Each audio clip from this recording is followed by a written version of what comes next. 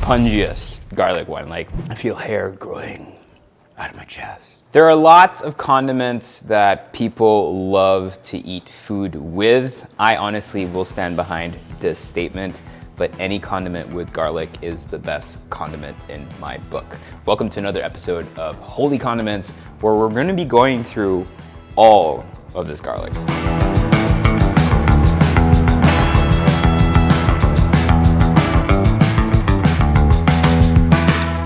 Garlic in the Philippines is a flavor that is so enigmatic of our cuisine. In fact, growing up, when I started to learn to cook when I was 8, I really thought that garlic and onions were actually as important as salt and pepper in terms of cooking. I thought every dish started with garlic and onions. And if you've spent some time in the Philippines, you will see garlic absolutely everywhere. And we just love this stuff. It's delicious. And what I love about it most is that you can use it in so many different ways. Yes, we're used to it as kind of like a starting ingredient in stir fries or stews or different types of savory dishes. I've actually seen garlic ice cream. I would not recommend it. But you can also use it in other ways to kind of bring out different flavors of garlic. Garlic can be extremely sweet when it wants to be. It can be extremely sharp when it wants to be. Some of my favorite garlic condiments, where the star of the show obviously is this beautiful bulb of vegetable. The first one we're gonna do is something I see a lot all over TikTok nowadays, is confit garlic, which is super traditional. It's nothing new, it's nothing trendy, but it is really good. There are tons of ways of doing confit garlic, but I'm gonna show you my 2 favorite ways of doing it. One that needs an oven and the other that's just straight in a pan. Very simple. We'll start with the whole confit garlic. So in terms of flavor, whether or not these 2 techniques have a difference, I'm actually not sure. So I'm actually excited today to see if there is a slight difference. Just cut off the top of your garlic. So generally you're gonna have 2 schools of thought here. One is you wrap it in foil and put that in the oven. What happens there, it kind of just traps all the moisture. So in my experience, I don't get kind of like that reaction, that crispiness that I also do want from this. So I like to do it quote unquote open air. But really important is to also get some of that moisture in so that it cooks the garlic clove nicely and evenly. And to do that, this is a little cheat. Grab some water and just dunk your piece of garlic inside. So in the oven, you're gonna get that moisture coming from within. That goes on a tray, good quality salt, and then just douse it in extra virgin olive oil. This will go into the oven at around 220 centigrades, 250 centigrades. Obviously you can go really high with this. And for about 20 minutes. Now that's in, we can do the other way to confit garlic, which is much easier. We're gonna take pan out, and we're actually gonna start with cold oil here. Olive oil again, whole cloves, just go inside. So make sure that every piece of garlic here is completely covered with oil. Nice crack of salt. So this goes at a very, very low fire. You just wanna bring this to kind of like an extremely gentle simmer. Our garlic confit looks gorgeous.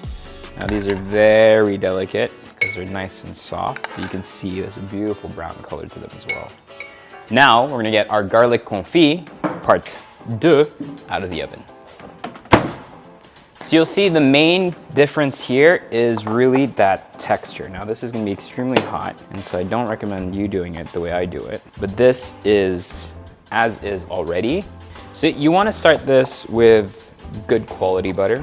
So it has to be not cooking butter, but like spreading butter, and it has to be as much as possible room temp. So I got 4 cloves, I'm gonna use half a stick of butter. And then what we're gonna do, so this is still super hot, so just use a kitchen towel, and then we're just gonna squeeze the cloves into the butter, trying not to get anything else in there. So we're gonna transfer that here, and then just mash everything together. Just mash it well. Add a bit of salt, because I love salted butter. I'm gonna try that with my piece of bread again. Dip it in to see just if the flavors are correct. That is so rich. So we're gonna put this in the fridge a little bit, just to solidify it, and then we'll come back to it and mix it together. So this is our confit butter. We're just gonna go ahead and put it on some bread.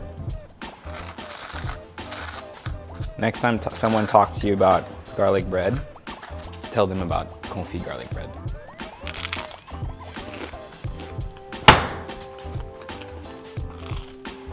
That is so good.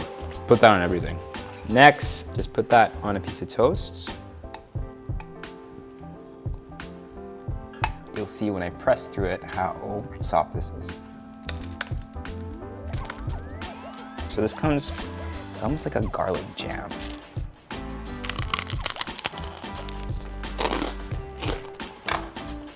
Sweeter, very different from the garlic confit butter that we did. I prefer the garlic confit butter, but the sweetness here is delicious. But this sear steak, add this on top.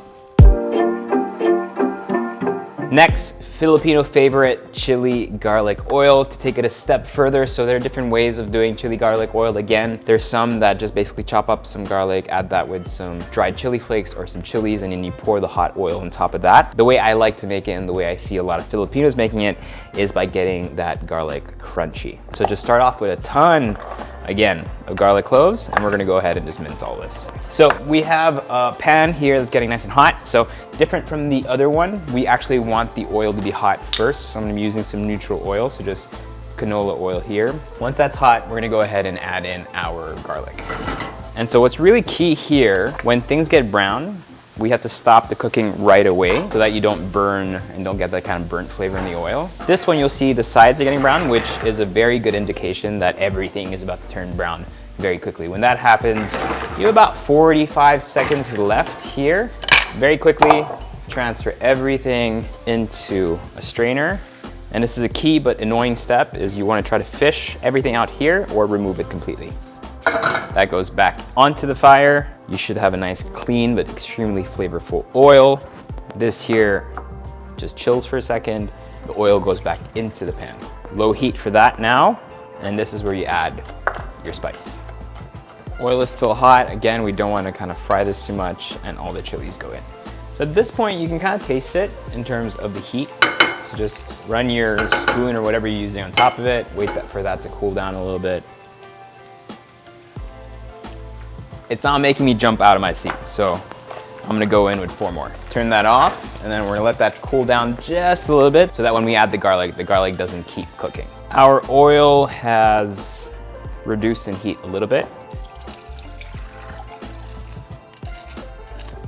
Mix all that together. Some people flavor it with like salt and stuff, so it can already have some additional flavor, but honestly, I like to keep it quite clean so that you can add it onto soups and things without making things saltier.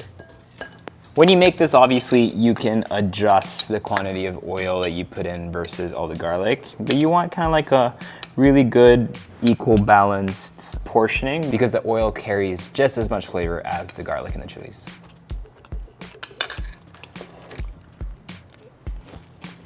Really well balanced, not too spicy. The heat's there.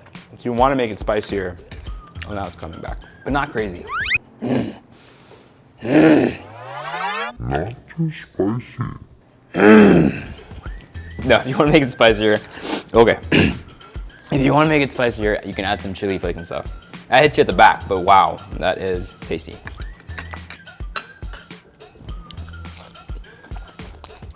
I love how all of these condiments are so different. And then finally, this last one is kind of like a garlic forward chutney. So food processor once more, 1 like nice plum tomato, 4 Thai red chilies, 12 cloves of garlic, about 1/3 of a cup, of mint leaves, about 1/2 cup of coriander leaves with stems, some sugar, about 1 teaspoon, and then some cayenne pepper. To help it along, about 2 tablespoons of oil and a little bit of water. These are the type of things that are so easy to make, can keep quite a while in the fridge, and can be used in so many different ways. It can be used to start a dish, it could be used to finish and plate a dish. It could be used as a condiment, it could be used as a marinade, right? Once it's all together, put that into a pan, cold pan, and then we're gonna start cooking it down just slightly.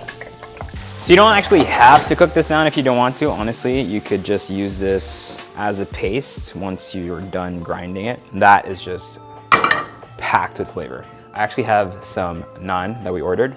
This is gonna be the perfect dip for it. Let's try this. I love a good naan. This is garlic naan, so this is like overload.